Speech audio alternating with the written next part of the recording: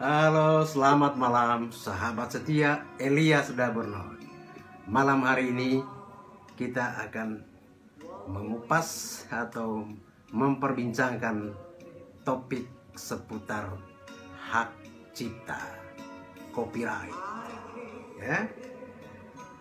Berhubung topik ini lumayan panjang, maka saya akan membagi dalam dua bagian besar. Untuk edisi perdana saya akan mengupas terkait dengan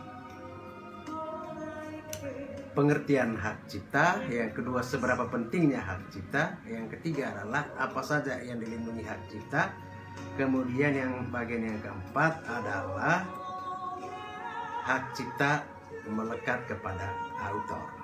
Nanti pada edisi lanjutannya kita akan berbicara tentang klasifikasi hak cipta, jenis-jenis pelanggaran hak cipta, sanksi pelanggaran hak cipta, kemudian apa yang harus dilakukan apabila mengetahui adanya pelanggaran hak cipta.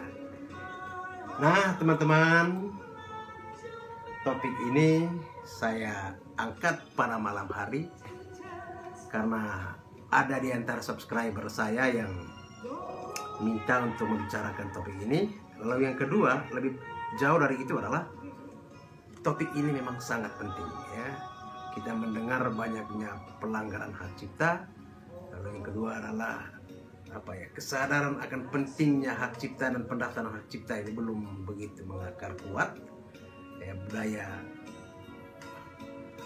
menghargai hak cipta ini belum begitu memasyarakat, sehingga ya mudah-mudahan dengan kita terus-menerus mengangkatnya, ya, memperbincangkannya, kesadaran akan pentingnya hak cipta ini akan timbul dengan sendirinya. Nah, mari kita mulai dengan apa itu hak cipta. Ya, menurut buku pedoman Panduan Hak Kekayaan Intelektual ya, yang dikeluarkan Direktorat Jenderal Hak Kekayaan Intelektual Kementerian Hukum dan HAM, hak cipta adalah hak eksklusif bagi pencipta atau penerima hak untuk mengumumkan atau memperbanyak ciptaannya atau memberi izin untuk itu dengan tidak mengurangi pembatasan menurut ketentuan undang-undang. Seberapa pentingnya hak cipta itu? Hal ini berkaitan dengan kehidupan dalam aspek sosial dan ekonomi. Pasalnya adalah seseorang yang menghasilkan sebuah karya boleh jadi sangat mungkin ya, berpotensi untuk menghasilkan pundi-pundi rupiah hingga triliunan rupiah atau dolar. Tentu hal ini akan menjadi kerugian yang patut disayangkan ya, apabila pihak yang tidak terlibat dalam proses kelahiran karya tersebut melakukan penjiplakan atau pembajakan sehingga menghalangi hak-hak ekonomi si pencipta, seseorang atau beberapa orang yang secara sendiri-sendiri atau bersama-sama menghasilkan suatu ciptaan yang bersifat khas dan pribadi. Ya, bandingkan dengan pasal 1 Undang-Undang Hak Cipta ya, Undang-Undang Nomor 28 tahun 2014 ya. Itu pentingnya ya hak cipta itu. Kemudian bagian berikutnya adalah hak cipta yang dilindungi apa saja. Ciptaan yang dilindungi adalah ciptaan dalam bidang ilmu pengetahuan, seni dan sastra yang meliputi karya, buku, program komputer, pamflet, perwajahan, interface atau layout, karya tulis yang diterbitkan, dan semua hasil karya tulis lain. ceramah, kuliah, pidato, dan ciptaan lain yang sejenis dengan itu, alat peraga yang dibuat untuk kepentingan pendidikan dan ilmu pengetahuan, lagu atau musik dengan atau tanpa teks, drama atau drama musikal, tari, koreografi, pewayangan, dan pantomim. Kemudian seni rupa dalam segala bentuknya seperti seni lukis, gambar, seni ukir, seni kaligrafi, seni pahat, seni patung, kolase, dan seni terapan.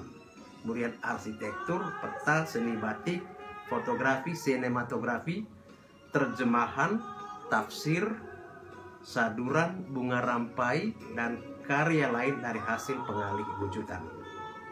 Itu bidang apa saja yang termasuk dalam hak cipta.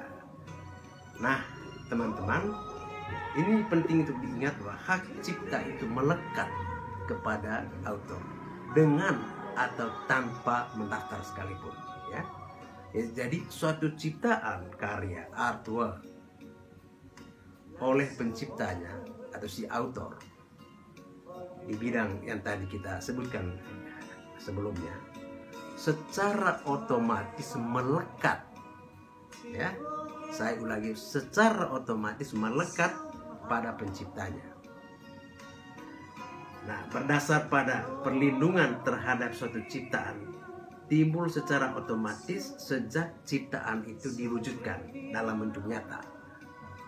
Pendaftaran ciptaan tidak merupakan suatu kewajiban untuk mendapatkan hak cipta. Namun demikian, ya, pencipta maupun pemegang hak cipta yang mendaftarkan ciptaannya akan mendapat surat pendaftaran ciptaan dan dapat dijadikan sebagai alat bukti awal di pengadilan, ya, apabila timbul sengketa di kemudian hari terhadap ciptaan tersebut. Jadi hak cipta itu melekat, ya, otomatis pada si autor atau pemilik pencipta, ya. Namun kalau dia didaftarkan itu bisa menjadi alat bukti awal pada saat timbul sengketa. Kalau ada sengketa, ya, kalau ada sengketa bisa jadi diselesaikan lewat pengadilan. Nah, ini sebagai bukti awal. Nah, itulah sebabnya kenapa penting hak cipta itu didaftarkan. Perlindungan hak cipta tidak diberikan kepada ide atau gagasan. Jadi kalau masih berupa gagasan, masih berupa ide, masih terngiang-ngiang di kepala, itu belum merupakan hak cipta. Karena karya cipta harus memiliki bentuk yang khas, bersifat pribadi, dan menunjukkan keaslian sebagai ciptaan yang lahir berdasarkan kemampuan, kreativitas, atau keahlian, sehingga ciptaan itu dapat dilihat, dibaca, atau didengar. Nah, teman-teman sekalian, untuk bagian pertama dari topik hak cipta ini kita akhiri dulu. Pada edisi lanjutan topik ini akan kita bicarakan tentang klasifikasi kekayaan intelektual hak cipta, lalu jenis-jenis pelanggaran hak cipta, kemudian manfaat mendaftarkan hak cipta, lalu kemudian apa yang harus dilakukan tatkala mengetahui adanya pelanggaran hak cipta. Sekian dulu. Terima kasih atas perhatiannya. Saya berharap sahabat penonton setia Elias Dabur Note dan para sahabat subscriber semuanya selalu sehat dan sejahtera. Terima kasih. Selamat malam. Elias Dabur Note.